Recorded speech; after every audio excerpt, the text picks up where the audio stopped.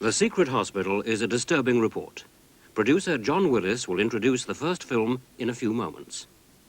The second film will be shown at the same time tomorrow night.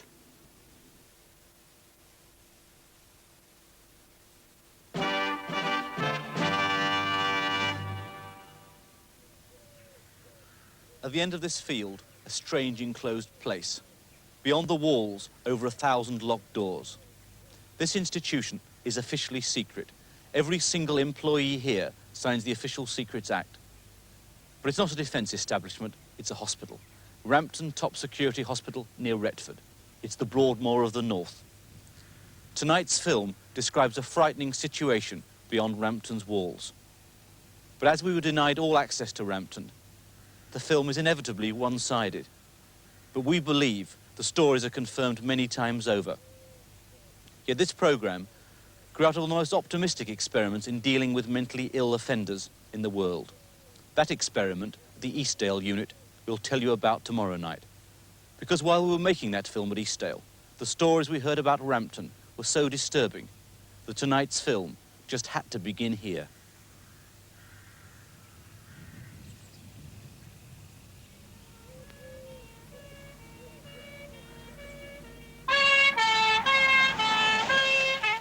To the public, Rampton is usually just a name on the television news when a criminal patient escapes. When we see the inmates, they seem not just bad, but mad as well. But the truth doesn't match the headlines. Rampton does contain a hard core of dangerous criminals, but nearly half of the 900 patients have not committed any crime. Most of these are just mentally handicapped. Once beyond the barrier, every patient, whether murderer or mentally handicapped child, must leave the normal world behind and conform to Rampton's system. As soon as we began our investigations, the shutters went down.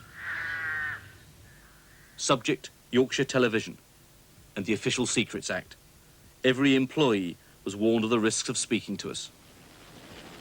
And our 3 formal requests to film in this huge hospital were each refused. The chairman of Rampton's League of Friends, a local clergyman, was not even allowed to show us round informally, without cameras or tape recorders. We then asked the powerful nurses' union, the Rampton branch of the Prison Officers Association, to talk to us. They did not reply to our letter. So finally shut out, our look at Rampton had to begin here, on the visitors' bus. Rampton is the end of the line. It takes patients from all over Britain. Over a third never get a visit. But some families travel hundreds of miles to see their relatives. How long has your daughter been in Rampton? 19.5 years. And you've been visiting regularly all this time, have you? Well, as often as I can get down. Did they give you some reason for sending her to Rampton, or? No, no reason whatsoever. How long were you expecting her to go to Rampton for in the first place? 6 months. 6 months? You've been there 19.5 years? Yes, she was 17.5 and she's 37 now. Do you think she'll ever come out? No. It'll take a miracle. How do you feel about that? Well, I don't think miracles ever happen.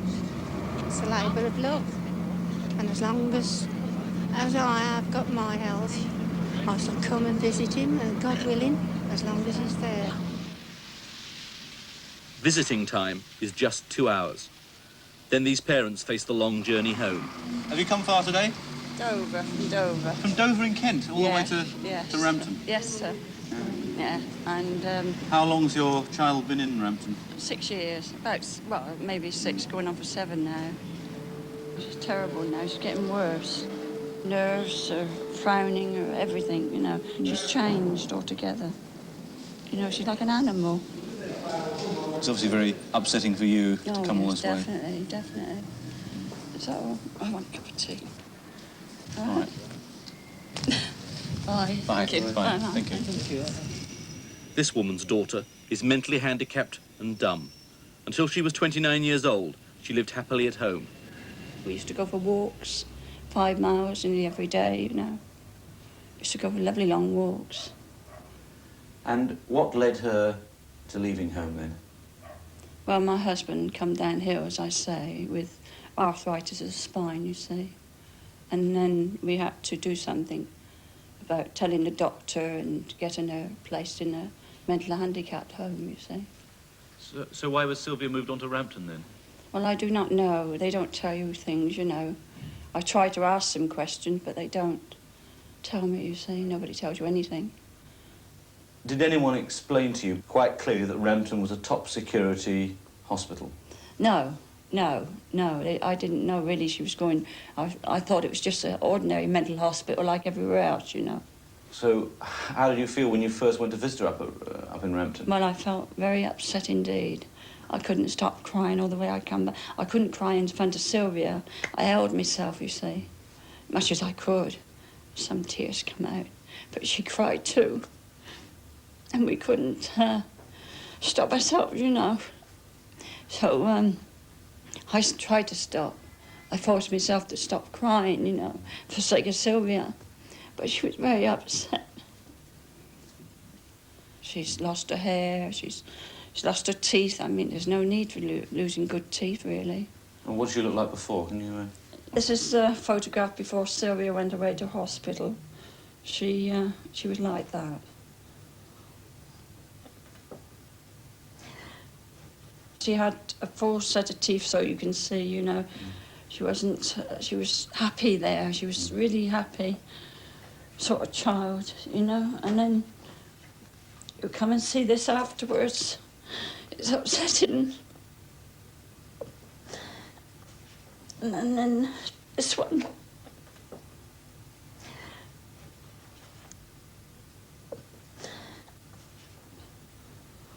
She's changed her hair. She's not the same girl at all, you know. She's just bewildered, you can see. She's so upset. She's just not Sylvia. There she was again before she went. When she comes to see me, she just says, "Mama."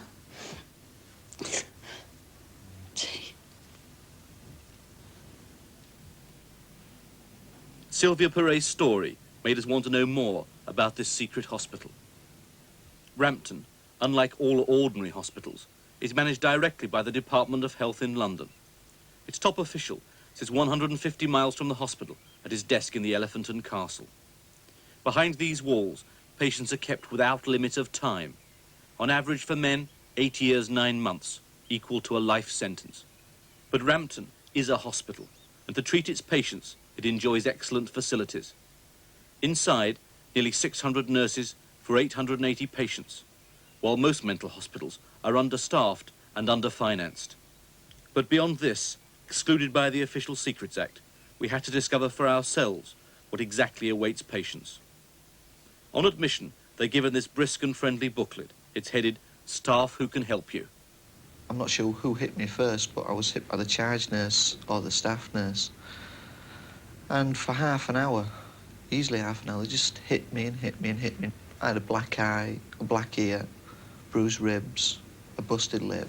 When I got there, it was like walking into hell itself. You know, 2 white coats coming down the corridor, swinging chains. I got hit on the chin.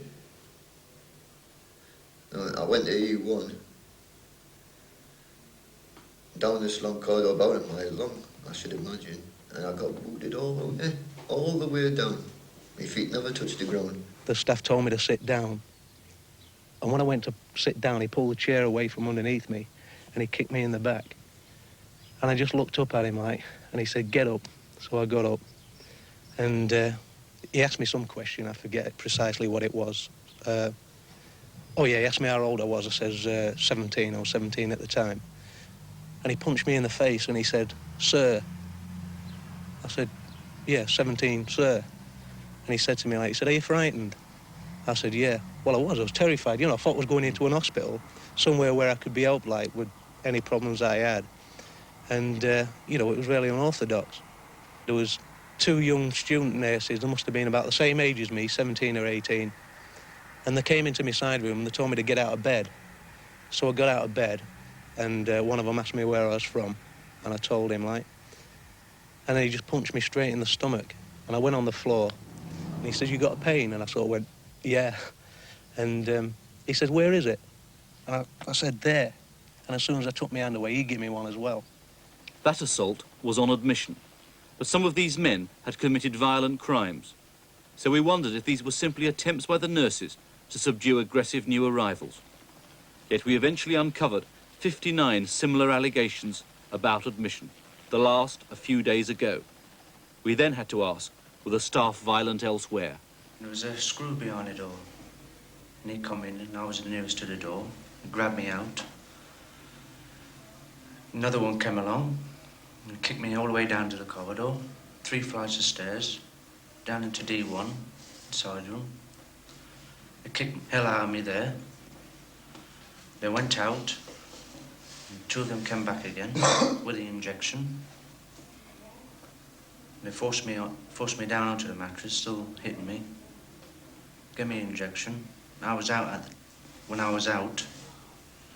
They come in again, hit me when I was asleep.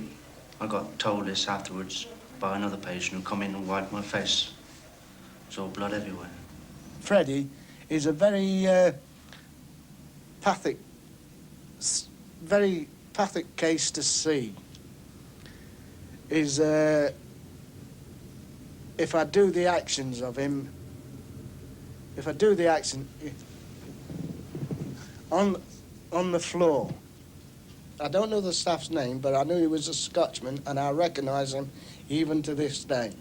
Saw him, used to drag him off. He was naked on the floor. He was naked in the ward, not week in, not month in, but year out. He used to get him down on the floor, and he used to kick him between the legs with hobnail boots on. He said, I'm feeling depressed and I want to go to bed. And he punched him straight in the face. He said, do you want to go to bed now? And he said, yeah, I do. And that was it. There was 5 of them all together, all got stuck into him. And one bloke was literally stamping on his head. And they kicked him unconscious. He was out, straight out. And they dragged him by his legs down the corridor to a side room, and there was blood all over the place. And they got him in there, and they were still booting him. The geezer was out, and they were still booting him. Then they took him out there and into another side room, and this charge called me down. He said, get a bowl and a sponge. And I got a bowl and a sponge with this water in. And I walked to the side room door, and there was blood everywhere, all over the floor and everything. And he said to me, get it mopped up. One of my mates, Terry Rhodes, he used to get depressed quite a lot, and he had a lot of trouble with his wife and his kiddies and that, and, you know, he really missed them and everything.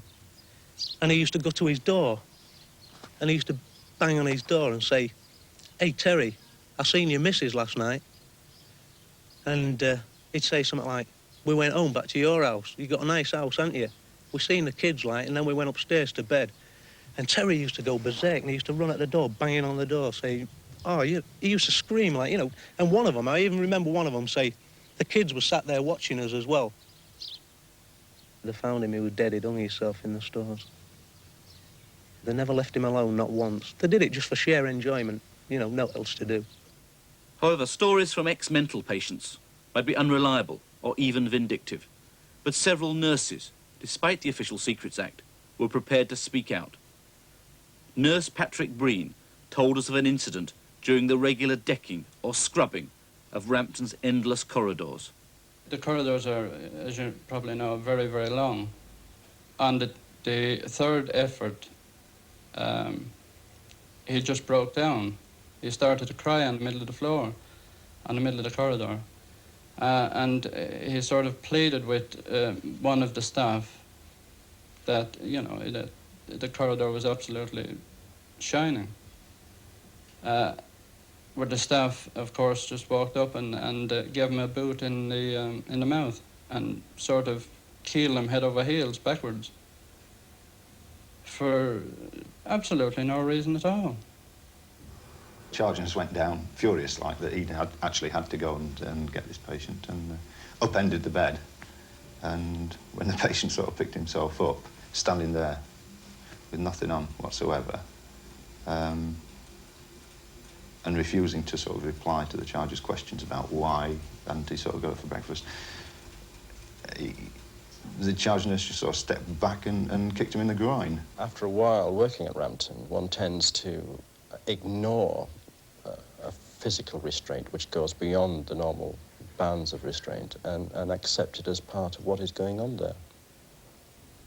The odd fist or the odd boot might go in onto the patient, and whereas if you were on the outside environment, you would particularly take notice of this and object very strongly to it. having seen it several times over a period of 3 or 4 years working there, one tends not to notice it. And you used to be a policeman. That's right. Were you shocked when you first went into Rampton? There were a few incidents which I witnessed at Rampton, whereas if I'd been a policeman, I would have arrested the people who had done these incidents. Indeed, I've arrested in the past people who have committed far less crimes than what I saw at Rampton, yes. From the male wards, we moved on to Rampton's women patients, more than 200 of them. 7 out of 10 have not committed any offence. They've simply been transferred from ordinary psychiatric hospitals, a procedure that's become more frequent in recent years, since locked wards were eliminated in most other mental hospitals. 2/3 of the Rampton women are mentally handicapped. These women can be very difficult to nurse, violent and suicidal. Undoubtedly, nurses can be attacked and injured. So there's a place for difficult women. It was called Catherine Ward, for maximum observation. Despite the Official Secrets Act, we managed to obtain these unique photographs, taken inside this highly sensitive area. For every room, iron double doors and a tiny peephole. Inside the bare wooden floored cells, not a scrap of furniture. With ceilings 11 foot high, the rooms are eerie. No view out of these high windows. On the bare walls, the sad signs of anguish scratching from previous occupants, even the remains of excrement. We learned that one girl was detained here for over 2 years, and we spoke to patients who'd been secluded in these Rampton side rooms or cells. I was in there approximately 5 weeks altogether without any bedding, just bare floorboards, no bedding, no nightdress, and my food was fed through the hatch in sandwiches and doped up to the eyeballs. And did you have any clothes at all? No, none whatsoever, no night clothes at all. So you were left completely naked? Yes, completely naked. More often than not, they didn't used to bring a chamber pot in for us to use. So therefore, if we wanted to go, we had to go in and use one of the corners of the room. And I was taken to a room and stripped naked and put in it and left all night with no bedding, no toilet facilities, and that was it. So you're completely naked? Yes. Mm. And what happened if you wanted to go to the toilet then? You did it in the room. I myself was in a seclusion room in November of 77, 76 rather, and it was very, very cold, with no clothes and no bed, no bedding. What happens when you start your period, for example, in Rampton? Well, you just don't get anything. If you're on maximum security, you don't get anything at all. Sometimes you don't have a wash. They don't even give you sanitary towels? No, not on maximum security. Or is that just for the first couple of hours, or is that throughout the period? No, that is throughout the period. You don't get any sanitary towels at all? No.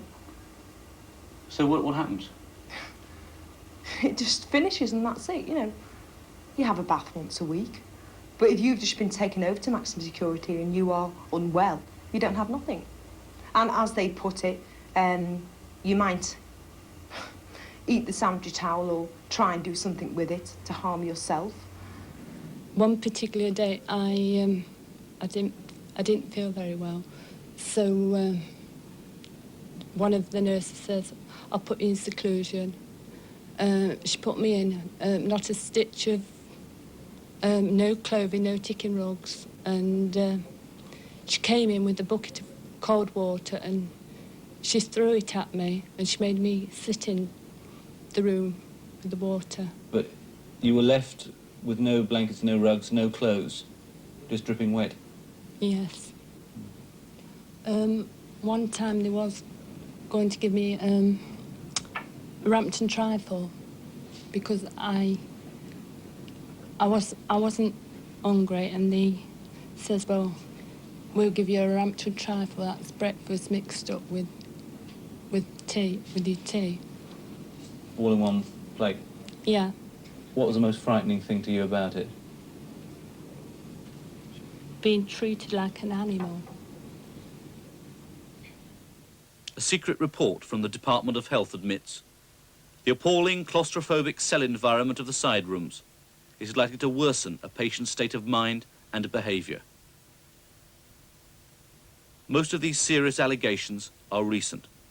However, while we were filming, Catherine Ward closed for redevelopment, but the system remains the same. One practice seems almost hallowed by custom. It's even got a nickname. They call it the Rampton Humpty. I wanted to get undressed in my time, but my clothes were ripped off me, literally ripped off me. And I fought because it's an actual thing to do. And there was a lot of staff came, and I was quite badly treated. Sort of laid on my belly with my arms and legs up my back and hit on my heel with a plimsoll, rubber, which is painful, very painful. Even more dangerous is the wet towel treatment. It's another Rampton practice with a nickname. It's better known as throttling out or turning the gas off. I was cheeky, and the nurse in question got a damp bath towel and just slung the bath towel around the neck, and I was going to pull it tight, but she was stopped from pulling it any tighter. But I felt as if my head was, the blood was draining from my head, and I felt slightly dizzy. What sort of things did you see happening to the other girls? The wet towels. What's that exactly? The nurses used to get them wet towel and they used to put it on back of their necks. What used to happen then? What was the purpose of that?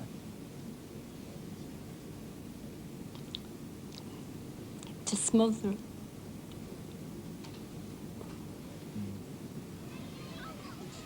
Turning the gas off has been a Rampton custom for a quarter of a century.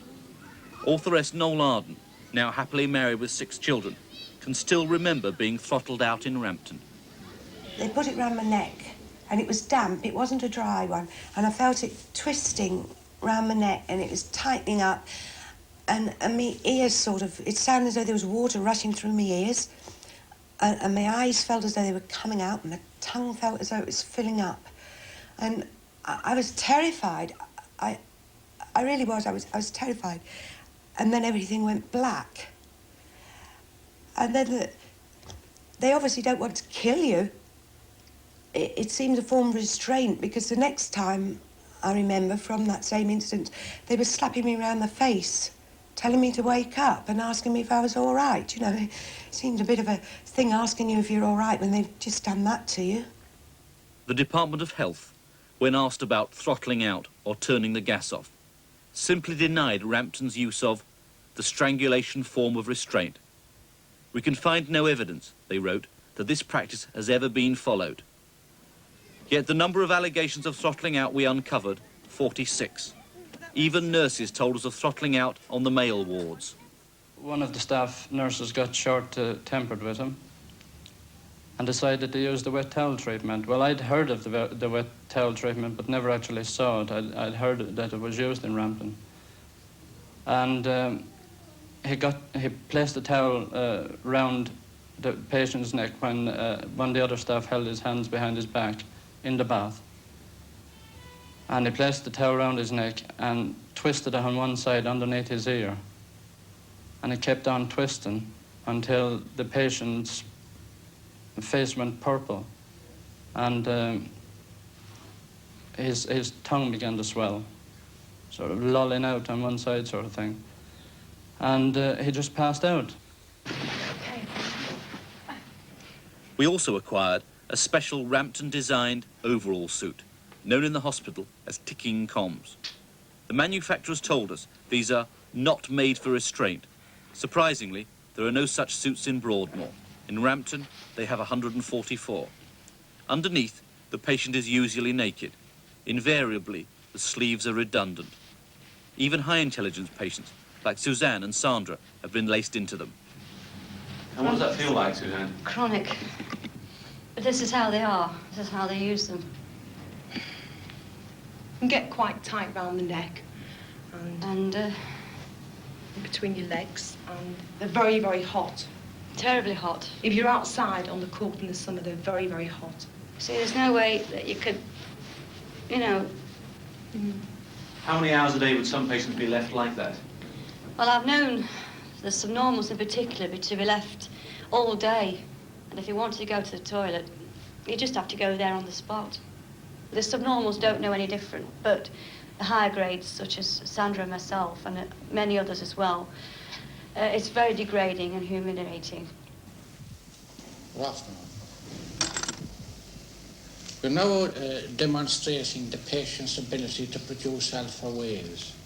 Alpha waves. For 12 years, Dr. Thomas Loughnane was consultant on the women's wards. Here, he's conducting an unusual biofeedback experiment on a Rampton patient. We're now demonstrating the patient's ability to produce alpha waves. Alpha waves. For 12 years, Dr. Thomas Loughnane was consultant on the women's wards. Here, he's conducting an unusual biofeedback experiment on a Rampton patient. We asked the very recently retired Dr. Loughnane whether such stories were true. I'm sure it didn't happen.